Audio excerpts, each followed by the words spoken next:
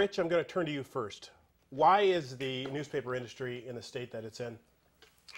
Wow, I mean, well, that's a loaded question, Ed. I think there's any number of reasons for that. But clearly, advertising dollars, not what they used to be. Tremendous competition from any number of other media outlets, television, radio, the internet, of course. You could probably go on, but that's certainly the core. Michelle, we've heard a lot about newspapers, but is television in the same boat, or is it something different? It's the same boat. The media is evolving faster than we can keep up with it. Technology is changing, the way people want their news is changing, and we've just been in a catch-up phase for the last couple of years just to stay on top of it. Judy, jump in here. I know social network has played a large role. We see aggregation sites like the Huffington Post, and where you'd have a story they'd link to from the Washington Post or the New York Times, but often the eyeballs don't go over there because they just click on the aggregated site. That's posing a tremendous hurdle for established news outlets to make themselves distinct and reputable. Molly, since you're in the business of teaching journalists, what do you tell people? Would you advise your son or daughter to go into journalism? You know, I would advise my son or daughter to go into journalism. It is still a noble field, and it's still a very important field in that, especially now as we hear all of these voices coming on the internet, it's very important to have information that is reliable, information that is well researched, information that is well written. Will my students be working in the same kind of mediums that I did, small newspapers, traditional television? No. They're going to be working for a variety of different sources and a variety of different mediums, and they will have to bring new skills to the table, new technological skills.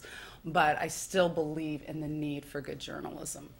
Yes, I would definitely advise it. I don't think journalism has ever been the safest bet as a career. There are a lot of other careers you can go into where you're going to be guaranteed to make more money or have more regular hours or be safer or however you want to frame it. But we have interns that come in a 15-week program at the Sacramento Press, and I ask them because I'm always curious why, and they love the life. They want to get out there and meet people and tell stories and find out and maybe change things a little bit, and those things haven't changed at all. If anything, there are more opportunities to do that now than there ever have been. Michelle? I totally agree. It's a very exciting time to get into journalism. It's very entrepreneurial. People have a chance to really be storytellers and be creative about it. You're not just limited to one type of media. You now have the potential to do video, do pictures, write. You do the whole thing. 10 years ago, my job didn't even exist, and now it's one of the leading jobs that you can get in the industry. If you know web, if you know technology, if you know social media, you're in demand. Jump in here, Judy. Yes, I definitely. I love what I do, and I highly recommend it, whether it's my family members or outside. It's just such an adrenaline rush every day to be in the know, and I work in a state house, in the largest state house in the States, and it's dynamic. You always want to be knowing where people are, what they're doing, and to really shed light and, you know, pull back the curtains on government. There's nothing more vital and essential to our democracy. Well, I'll jump in there and say I agree with all that. I mean, we have a lot of opportunity to work with students, Molly students, and many others, and we get asked that question a lot. And I think more than ever I would encourage them to. Yeah, the formats are changing, there's no question, and we still haven't delineated exactly what those are going to look like. But at the end of the day, the critical thinking skills and the critical evaluation skills, we need them more than ever. And I think for people who are looking to really make a difference in the world, journalism needs them now more than they've ever needed. So I would strongly encourage them. And I agree, I mean, with the formats changing and technology changing, yeah, some of the old way of doing things is gone, but there's going to be plenty of new ways. We just haven't figured them all out yet, but I think it's still a good time. You guys are a far more optimistic bunch than I am. And I wouldn't have thought that coming into this, because, you know, from my perspective, I look at the Bee having to lay off wave after wave of people, and it gets sad because you're not welcoming any new friends into there, and you go and you talk to young journalists and you're like, where are you going to work? But maybe I'm too cynical. Maybe I'm looking at this too harshly. Let's segue and sort of talk about some of the solutions there, because I don't know that there's an answer yet, but people are trying new things. Molly, why don't you go first? Well, clearly there's no magic bullet to finding a financing formula for the industry as it's changed.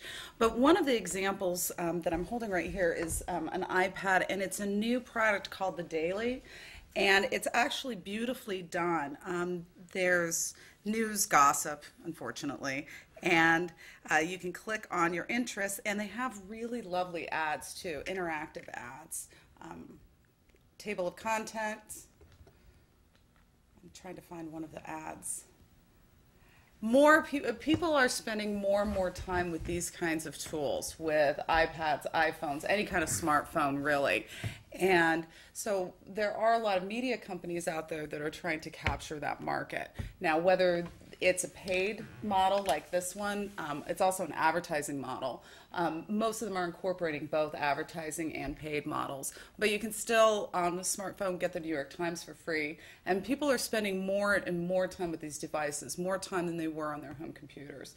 So media industries, this is just one element that they're looking at for the future to, as we're changing platforms. Journalism, I'd like to think, isn't really changing that much. It's still about seeking the truth and the excitement and telling a good story. But clearly the platforms are changing very dramatically. Well, the question is how do we pay for all this? Because it's all fine and good to do great journalism, but if you can't make money off it, then what do you do? Rich, we were talking about, well, some of these models are free. Mm-hmm. Are there other ways to go? Well, there's a couple of things that are being explored, I think, in great detail.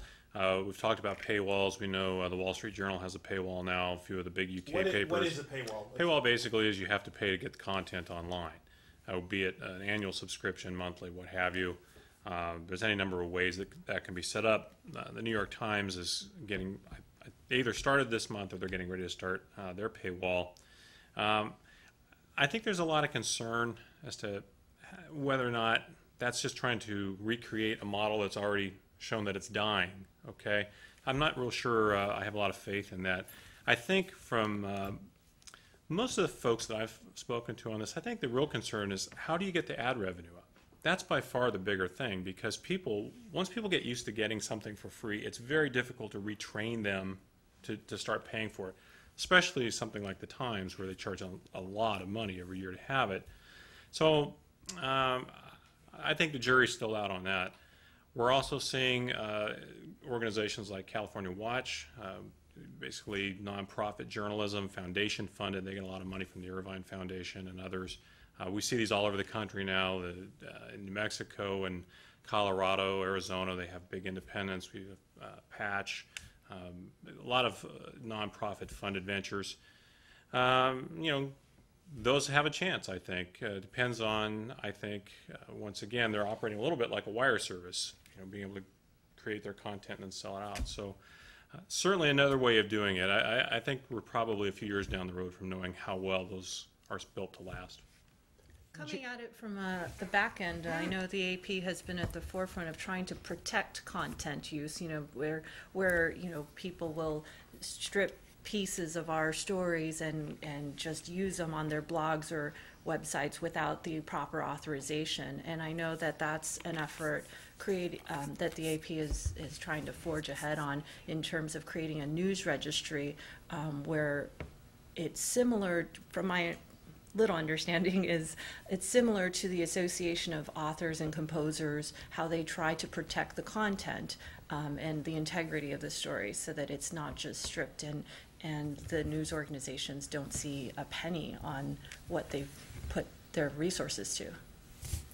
Michelle, what are television stations, and your station in particular, doing? It feels like we're doing everything.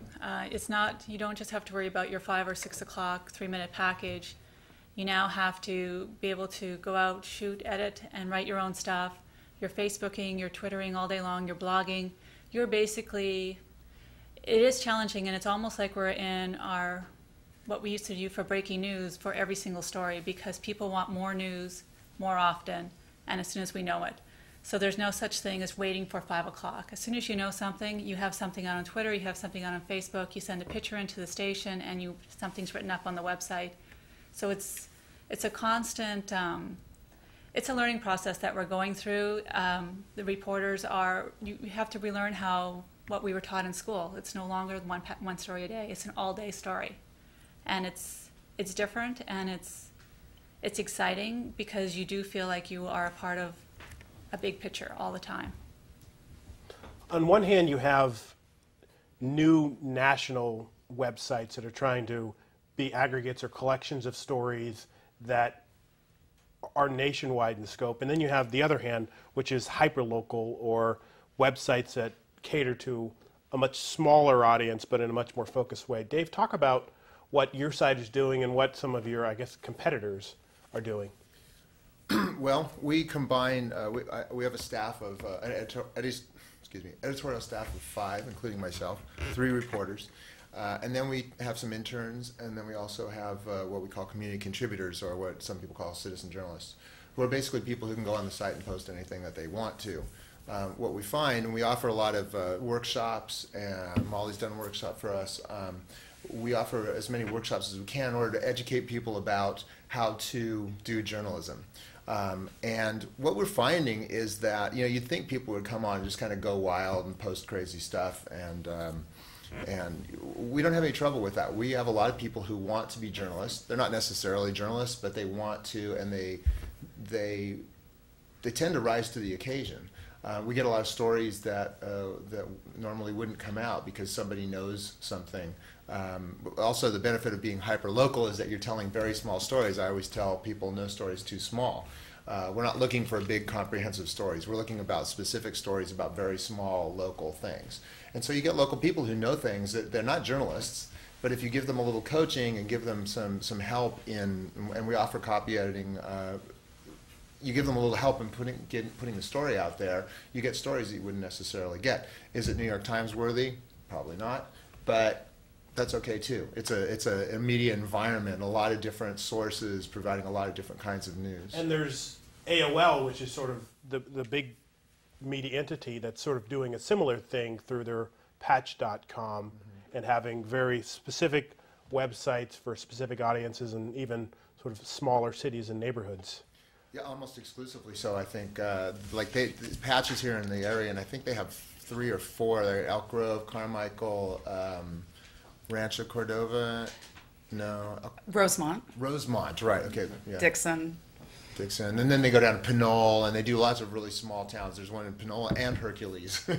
So they're hyper-local, but they're also just one person, and it's a little bit of a cookie-cutter approach that I don't think, I'll go out on a limb, I don't think it's going to work. I think it would be great, but I think that for a hyper-local site to really be effective, it still has to arise out of the community. I think it's hard to go in there and sort of provide this one-size-fits-all template and then have people come through and fill it.